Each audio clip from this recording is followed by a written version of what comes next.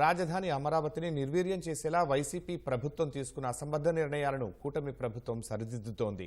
బాపట్ల, పల్నాడు జిల్లాల్లో వైసీపీ ప్రభుత్వం విడదీసిన ప్రాంతాలను తిరిగి సిఆర్డీఏలో విలీనం చేస్తూ పరిధిని పునరుద్ధరించింది. దీంతో సిఆర్డీఏ విస్తీర్ణం గతంలో ఉన్న మాదిరిగా 8,352 చదరపు కిలోమీటర్లకు పెరిగింది. ప్రభుత్వ నిర్ణయంతో రాజధాని ప్రాంతంతో పాటు సమీప జిల్లాల సమగ్ర అభివృద్ధి చెందనున్నాయని నిపుణులు అభిప్రాయపడుతున్నారు.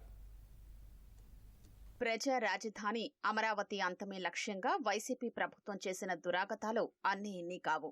3 రాజధానుల పేరుట 3 ముక్కలాట ఆడడమే కాక అమరావతి కార్పొరేషన్, మున్సిపాలిటీ అంటూ రకరకాల ప్రయత్నాలు చేసింది. చివరకు రాజధాని బృహత్ ప్రణాళికను విచ్ఛిన్నం చేసేలా కొన్ని గ్రామాల్ని మంగళగిరి కార్పొరేషన్ పరిధిలోకి తెచ్చింది. సిఆర్డీఏ పరిధిని సైతం కుదించింది. ఉమ్మడి కృష్ణా, గుంటూరు జిల్లాల్లో 8,352 కిలోమీటర్ల మేర సిఆర్డీఏ విస్తరించి ఉండగా అమరావతిపై కక్షతో బాపట్ల జిల్లా వేమూరు నియోజకవర్గాన్ని సిఆర్డీఏ నుంచి తొలగించి బాపట్ల అర్బన్ డెవలప్మెంట్ అథారిటీలో కలిపారు. అలాగే పల్నాడు జిల్లా సత్తెనపల్లి, పెదకూరపాడు, చిలకలూరిపేట నియోజకవర్గాల్లోని కొన్ని ప్రాంతాలను విడదీసి పల్నాడు అర్బన్ డెవలప్మెంట్ అథారిటీలో విలీనం చేశారు. తద్వారా రాజధానితో పాటు సమీప ప్రాంతాల సమగ్రాభివృద్ధిని దెబ్బతీశారు. కూటమి ప్రభుత్వం ఆ తప్పుల్ని సరిదిద్దుతూ సిఆర్డీఏ పరిధిని గతంలో ఉన్న మాదిరిగా పునరుద్ధరించింది. రాజధాని ప్రాంత సమగ్రాభివృద్ధితో పాటు సమీప ప్రాంతాలు గ్రోత్ కారిడార్లుగా ఎదిగేందుకు ఈ నిర్ణయం ఎంతగానో ఉపయోగపడనుందని నిపుణులు అభిప్రాయపడుతున్నారు. మనకి ప్రపంచ నగరం అవ్వాలి అంటే విశాలమైన ప్రాంతాన్ని ఎంచుకోవాలి.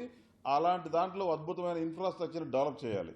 సో అలా అవ్వాలి అంటే మంచి ఏరియాని ఉన్నదాన్ని మళ్ళీ తీసి తగ్గించారు గతంలో.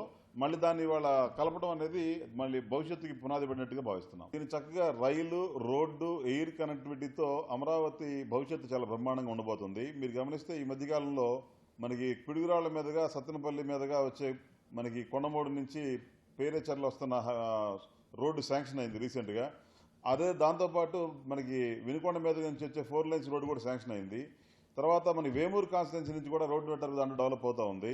ఇట్లా ఏదైతే ఏరియాల్లో వెళ్తుందో మనకి హైవేలు ఆల్రెడీ ఎగ్జిస్టింగ్ NH-16 ఉంది, అటువైపున మనకి హైదరాబాద్ NH-9 ఉంది. ఇవన్నీ కూడా మంచి రోడ్ నెట్వర్క్ ని వైడ్ చేయడానికి బాగా అడ్వాంటేజ్ బాగా ఉంటుంది.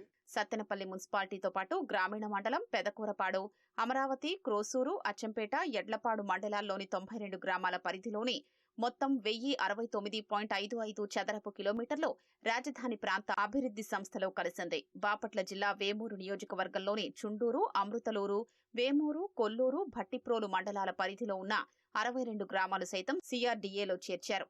అమరావతి అభివృద్ధిలో భాగంగా ఓఆర్ఆర్, ఐఆర్ఆర్ వంటి కీలక ప్రాజెక్టులు వాస్తవ రూపం దాలిస్తే అలైన్మెంట్లో ఇబ్బందులు తప్పుతాయి. భూముల సేకరణకు వెసులుబాటు ఉంటుంది.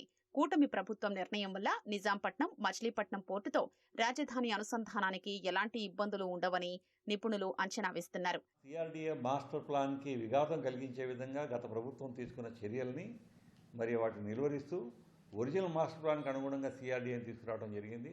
ఇలా తీసుకురావడం వలన ప్రధానంగా సిఆర్డీఏ ప్రాంతం మొత్తాన్ని కూడా కనెక్టివిటీ పెరిగి ఏదైతే ఈ రాజధాని అభివృద్ధి జరిగితే దీని యొక్క ప్రతిఫలాలని కూడా అక్కడ వచ్చేటువంటి అదనపు నిధులను కూడా టోటల్ సిఆర్డీఏ ప్రాంతం మొత్తం మీద కూడా వెచ్చించడానికి అవకాశం ఉన్నటువంటి పరిస్థితులు తలెత్తుతున్నాయి. అలాగే ముఖ్యంగా కోస్టల్ కారిడార్ ఈరోజు ప్రధానమైనటువంటిది. అనేక పరిశ్రమలు రావడానికి, పెట్టుబడులు రావడానికి అవకాశం ఉన్నటువంటి కోస్టల్ కారిడార్ని అనుసంధానిస్తూ సిఆర్డీఏ ప్రాంతం పరిధిని పెంచడం అనేది చాలా ఆహ్వానించదగినటువంటి పరిణామం. సిఆర్డీఏలో రాజధాని సమీప ప్రాంతాలు విలీనం కావడాన్ని ఈ ప్రాంత ప్రజలు స్వాగతిస్తున్నారు. అభివృద్ధి కేవలం రాజధాని ప్రాంతానికే పరిమితం కాకుండా చుట్టుపక్కల ప్రాంతాలకు విస్తరించేందుకు అవకాశం ఉంటుందని భావిస్తున్నారు.